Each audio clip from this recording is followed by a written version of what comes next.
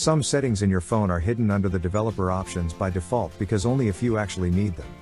Even the developer options itself is also hidden, so to be able to access those settings, you have to enable it first.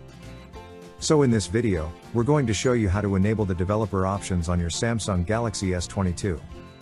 The procedure is easy to follow and pretty straightforward. Here's how it's done.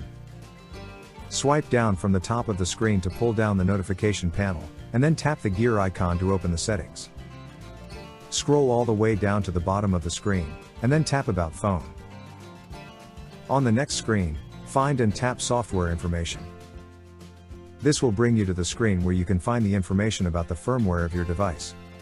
What you should be looking for in this screen is the build number. Once you're ready, tap the build number 7 times in a row. If prompted, enter your security lock to verify your identity.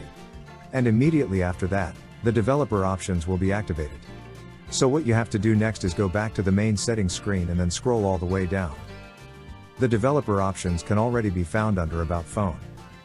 Just tap on it to view all the hidden settings and features.